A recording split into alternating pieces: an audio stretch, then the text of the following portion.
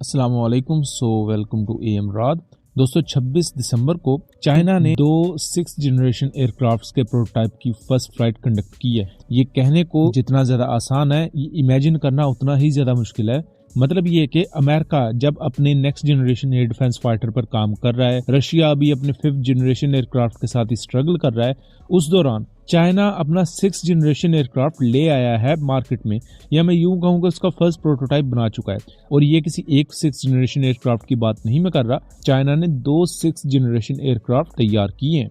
और फ्यूचर इसका जो चाइना के करीबी अलाइज हैं, और चाइना का जो सबसे बड़ा अलाई है इस वक्त वो पाकिस्तान ही है, ये उसके लिए भी बहुत ज्यादा अच्छा है। जो फ्यूचर रोड मैप है पाकिस्तान एयरफोर्स का, वो यहाँ हमें काफी ब्राइट नजर आ रहा है। और ये बात हम ऐसे ही नहीं कर रहे, आगे चलकर मैं लॉजिकली आपको बताऊंगा कि ये मैं बात क्यों कर रहा हूँ। दोस्तों 26 दिसंबर को जो चाइना के बड़े पॉलिटिकल लीडर रहे माओ जेडोंग, उनकी बर्थडे थी, 132वीं बर्थडे। तो उसी दिन ही चाइना ने दो सुपर स्टेल्थ एयरक्राफ्ट लॉन्च किए। इनमें से पहला जो एयरक्राफ्ट है, जो के टेललेस डायमंड विंग डिजाइन के साथ आता है, ये चैंडू एयरक्राफ्ट कॉर्पोरेशन की तरफ से मंजर-ए-आम पर आया। और इसकी जो फर्स्ट फ्लाइट थी, इसके साथ उड़ा था एक J-20AS ट्विन सीट एयरक्राफ्ट, यानी कि इसको एस्कॉर्ट कर रहा था। और इसकी तस्वीर वगैरह सोशल मीडिया पर बहुत ज्यादा वायरल होती हैं कि चाइना ने एक 6th जनरेशन एयरक्राफ्ट बना लिया है। अभी ये भी कंफर्म नहीं है कि ये प्रॉपर कुछ 6th जनरेशन एयरक्राफ्ट है, या इनके बारे में चाइना कुछ नई इन्फॉर्मेशन लेकर आएगा, तब कंफर्म तरीके से कहा जा सकता है कि ये चीज क्या है। लेकिन हम इसके कुछ विजुअल डिटेल्स पर बात करेंगे, और उसके साथ साथ इसमें किस किस्म की कैपेबिलिटीज हमें देखने को मिल सकती हैं, जो कि अभी तक Chinese open source intelligence platforms ने बयान की हैं।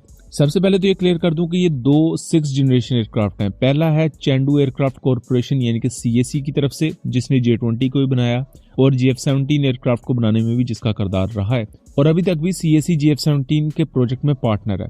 जो दूसरा स्टेल्थ एयरक्राफ्ट है, ये बनाया है शेनयांग एयरक्राफ्ट कॉर्पोरेशन ने, जो कि J-35 बनाती है। और शेनयांग एयरक्राफ्ट कॉर्पोरेशन का पाकिस्तान सबसे ज्यादा लॉयल और पुराना कस्टमर है, यानी कि शेनयांग के ही बनाए गए J-6 पाकिस्तान बहुत लंबे अरसे तक यूज करता रहा। उसके बाद जो J-35 एयरक्राफ्ट है, ये भी पाकिस्तान शेनयांग एयरक्राफ्ट कॉर्पोरेशन से ही ले रहा है। और जो दूसरा स्टेल्थ एयरक्राफ्ट है, ये भी शेनयांग एयरक्राफ्ट कॉर्पोरेशन का है। सो हमें यहाँ चाइना की एक अप्रोच नजर आ रही है कि पहले अगर दो स्टेल्थ एयरक्राफ्ट उन्होंने यूज करने का प्लान बनाया, यानी कि J-20 और फिर J-35, इसी तरह चाइना दो 6th जनरेशन एयरक्राफ्ट फील्ड करने का प्लान कर रहा है। एक CAC का वर्जन, दूसरा SAC यानी कि शेनयांग एयरक्राफ्ट कॉर्पोरेशन का वर्जन। अब दोस्तों इसके बारे में बहुत से लोग इसे H-20 बॉम्बर एयरक्राफ्ट कह रहे हैं, तो ये दोनों H-20 बॉम्बर एयरक्राफ्ट नहीं है, क्योंकि H-20 बॉम्बर को B-2 स्पिरिट और B-21 रेडर जो अमेरिका के बॉम्बर है उसके मुकाबले में बनाया जा रहा है, और वो साइज में बहुत बड़े हैं। जबकि आप चाइना के इस CAC based 6th generation aircraft को देखें तो इसका साइज J-20 से थोड़ा सा बड़ा है, ऑलमोस्ट J-20 जितना ही है।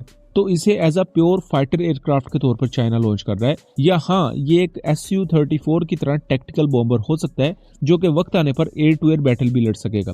इसकी मैन्यूवरेबिलिटी अच्छी लग रही है, और सबसे ज्यादा शॉकिंग चीज ये है कि इसमें 3 एयर इनटेक्स हैं, एक इसकी बॉडी के ऊपर बेली साइड पर, और 2 नॉर्मल जैसे एयर इनटेक्स होती हैं, और F-22 की तरह प्लेट बेस्ड एयर इनलेट्स को यूज किया गया है।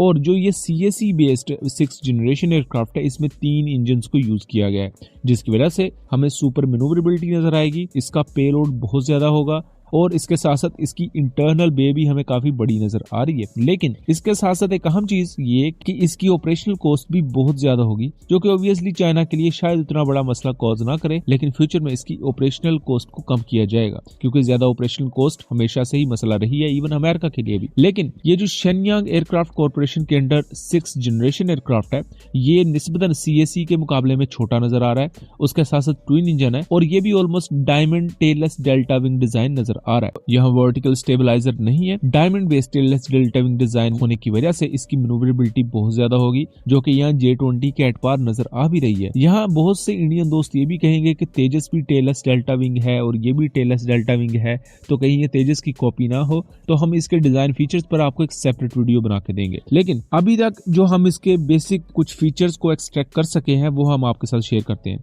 पहला तो इसमें सुपर स्टेल्थ होगी जो कि टेलस डेल्टा विंग डिजाइन से नजर आ भी रही है। उसके साथ साथ हमें पहले से ज्यादा इंप्रूव्ड रेडार अब्जॉर्बेंट मटेरियल यहाँ नजर आएगा जो कि इसकी ब्रॉड स्पेक्ट्रम स्टेल्थ में बहुत ज्यादा इजाफा करेंगे। यहाँ ये चीज हम ऑलमोस्ट फ्यूचर में कंफर्म समझ सकते हैं कि इसमें वेरिएबल साइकिल इंजन यूज किए जाएंगे। वेरिएबल साइकिल इंजन क्या होते हैं कि वो हाई बाईपास और लो बाईपास दोनों मोड्स में ऑपरेट कर सकते हैं। जब हाई बाईपास मोड में इंजन ऑपरेट करता है तो वो सबसोनिक स्पीड पर चला जाता है और उसके साथ साथ वो बहुत ज्यादा फ्यूल एफिशिएंट होता है जिसकी वजह से रेंज एयरक्राफ्ट की ज्यादा मिलती है। लेकिन जब वो लो बाईपास मोड में आता है जैसा कि नॉर्मल फाइटर एयरक्राफ्ट के इंजन होते हैं तो उसमें से हाई एयर स्ट्रीम गुजर रही होती है, एयरक्राफ्ट को सुपरसोनिक स्पीड मिलती है लेकिन उसमें फ्यूल कंजम्पशन भी ज्यादा होती है। तो ये जो वेरिएबल साइकिल इंजन होंगे वो यहाँ हमें 6th जनरेशन एयरक्राफ्ट में नजर आएंगे। यहाँ हमें AI असिस्टेड सिस्टम्स नजर आएंगे, उसके साथ साथ मैन अनमैन टीमिंग होगी और बहुत सी ऐसे सब कमांड्स होंगी जिसके लिए पायलट को अलहदा से कुछ चीजें परफॉर्म नहीं करना पड़ेंगी बल्कि वो एयरक्राफ्ट में मौजूद आर्टिफिशियल इंटेलिजेंस का सिस्टम ही परफॉर्म कर देगा। पायलट ओवरऑल चीजों को मॉनिटर करेगा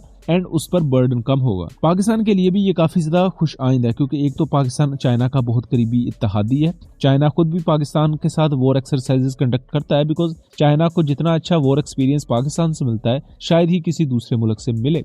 उसके साथ साथ पाकिस्तान अगर किसी भी चाइनीज वेपन को एक्वायर करता है तो उसकी एक्सपोर्ट मार्केट बहुत ज्यादा बढ़ती है। लेकिन हाँ, एक बहुत आम चीज हम ये नहीं कह रहे कि पाकिस्तान ये 6th जनरेशन एयरक्राफ्ट लेने वाला है। मैं इस कॉन्टेक्स्ट में बात कर रहा हूँ कि इसमें जो AI बेस्ड सॉफ्टवेयर यूज होंगे उसके साथ साथ मैन अनमैन टीमिंग का कॉन्सेप्ट है। ऐसा सेम कॉन्सेप्ट हमें पाकिस्तान के PFX एयरक्राफ्ट में देखने को मिलेगा और उस कॉन्टेक्स्ट में चाइना की ये जो 6th जनरेशन टेक्नोलॉजीज हैं ये भी आगे यूज की जाएंगी J-35 में और J-20 में जो कि ओब्वियसली आगे पाकिस्तान लेने वाला है J-35। तो इस कॉन्टेक्स्ट में ये जो 6th जनरेशन एयरक्राफ्ट की डेवलपमेंट है ये पाकिस्तान के फ्यूचर रोड मैप के लिए बहुत बड़ा संगे मील हो सकती है और अगर पाकिस्तान इसे सही तरीके से यूटिलाइज करता है तो पाकिस्तान भी अपनी एयरफोर्स को थोरोली रेवोल्यूशनाइज कर सकता है। सो दोस्तों, ये था एनालिसिस। उम्मीद करता हूँ चीजें क्लियर रही होंगी। वीडियो पसंद आई हो तो इसे ज्यादा से ज्यादा शेयर कीजिएगा एंड चैनल को सब्सक्राइब कीजिएगा। मिलेंगे अगली वीडियो में, तब तक के लिए अल्लाह हाफिज।